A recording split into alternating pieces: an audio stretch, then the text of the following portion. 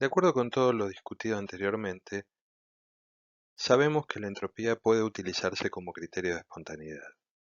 De acuerdo a lo definido por la segunda ley, la variación de entropía del universo positiva, mayor a cero, indica que estamos en presencia de un proceso espontáneo. Este valor puede utilizarse ya que no posee ningún tipo de restricciones, es decir, la variación de entropía del universo no se restringe a procesos a presión constante o a volumen constante.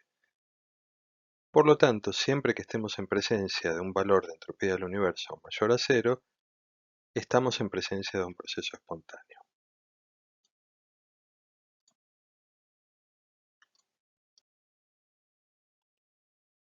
Sin embargo, cuando realizamos cálculos matemáticos referidos a la variación de entropía del universo, sabemos que para calcular la variación de entropía del universo necesitamos contar con el valor de variación de entropía del sistema y el valor de la variación de entropía del entorno. En general, los cálculos para calcular la variación de entropía del sistema son sencillos, mientras que los cálculos para determinar la variación de entropía del entorno son mucho más complicados. Por lo tanto, es necesaria alguna función termodinámica que esté aplicada solo al sistema y que nos permite establecer la espontaneidad del proceso que sufre ese sistema. Es allí donde surge una nueva función termodinámica, la energía libre de Gibbs, denominada de esta manera en honor a la persona que la postuló y la desarrolló en su tesis doctoral. La energía libre de Gibbs se define como la diferencia entre la entalpía menos el producto de la temperatura absoluta por la entropía. Cuando lo aplicamos a cambios que sufre el sistema, la variación de energía libre de Gibbs será la variación de entalpía menos el producto de la variación de entropía por la temperatura absoluta. Como estamos operando con la entalpía, la temperatura absoluta y la entropía, todas funciones de estado, la variación de la energía libre de Gibbs también es una función de estado. Ahora, a diferencia de lo que ocurría con la variación de la entropía del universo, que era una variable que no posee restricciones, la energía libre de Gibbs, para utilizarse como criterio de espontaneidad, tiene alguna restricción, ya que solo vale para el sistema en condiciones de presión y temperatura constantes. ¿Cómo utilizamos entonces a la energía libre de Gibbs como criterio de espontaneidad? De la siguiente manera. Si la variación de la energía libre de Gibbs es negativa, estamos en presencia de un proceso espontáneo. Si es positiva, vamos a estar en presencia de un proceso no espontáneo. Mientras que si la variación de la energía libre de Gibbs toma un valor igual a cero, estamos en presencia de un proceso donde el sistema alcanzó una situación de equilibrio. Ahora bien, sabemos que la variación de la energía libre de Gibbs se utiliza como criterio de espontaneidad. Sin embargo, ¿qué es lo que representa el valor de la energía libre de Gibbs? El valor de la energía libre de Gibbs es igual al trabajo útil máximo que pueda realizar el sistema sobre sus alrededores, en un proceso espontáneo y que se lleva a cabo a presión y temperatura constantes. Recapitulando entonces todo lo visto hasta aquí, podemos decir ahora que en todos los procesos espontáneos se cumple que el cambio de la energía libre de Gibbs debe ser negativo y la entropía del universo debe aumentar. ¿Sí? Fundamentalmente, un proceso es espontáneo si el sistema es capaz de realizar trabajo útil sobre su entorno. Esto entonces define que las únicas funciones termodinámicas que pueden utilizarse como criterio de espontaneidad son la variación de la energía libre de Gibbs y la variación de entropía del universo.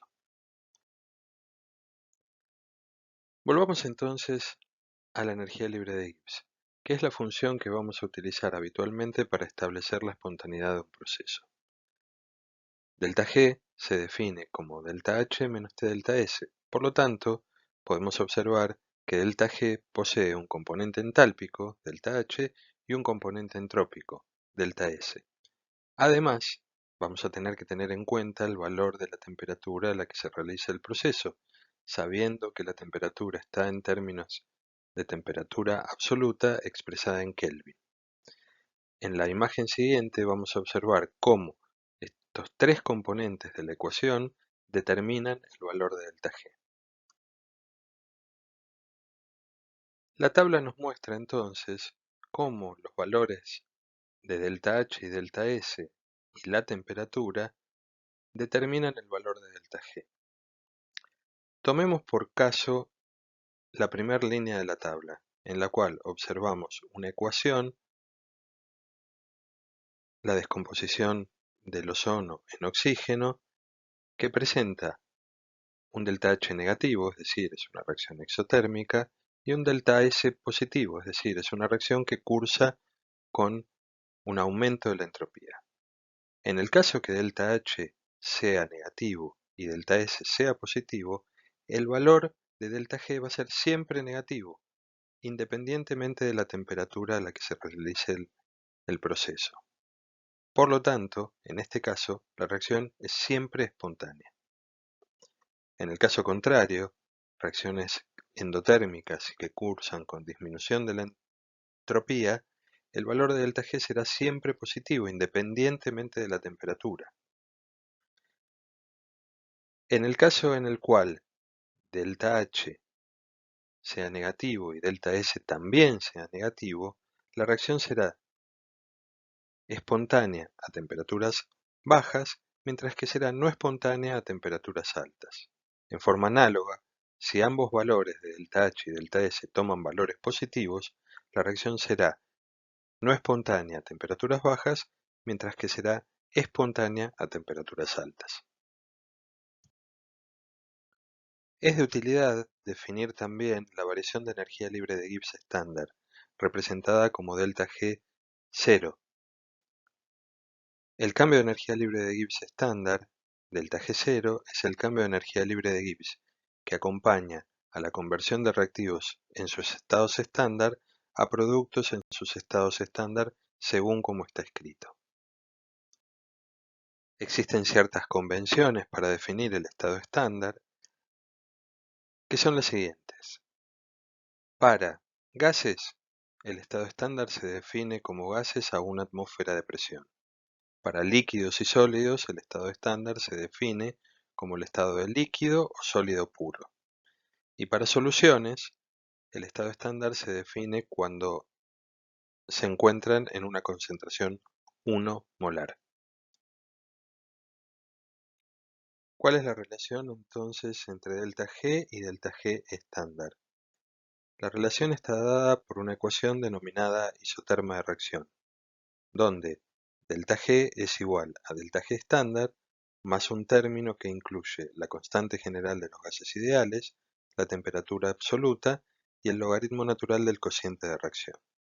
Esta ecuación nos indica cuánto nuestro sistema particular, representado por ΔG, se aleja de las condiciones estándar, representado por ΔG estándar, siendo el factor de corrección entre las condiciones estándar y las condiciones a la que se encuentra nuestro sistema el término RT logaritmo de Q. A lo largo de esta serie de videos hemos definido los procesos espontáneos, hemos visto la segunda ley de la termodinámica y cómo la segunda ley introduce el concepto de entropía, establecimos a la entropía del universo como criterio de espontaneidad y tratamos de realizar una interpretación molecular de la entropía relacionando la entropía con la probabilidad de encontrar el sistema en un determinado estado, dada por la ecuación de Boltzmann. Luego definimos a la energía libre de Gibbs y establecimos a la energía libre de Gibbs como criterio de espontaneidad, sabiendo que se utiliza solo para el sistema y en condiciones de presión y temperatura constantes, y vimos cuál era la relación que existe entre la energía libre de Gibbs y la energía libre de Gibbs estándar.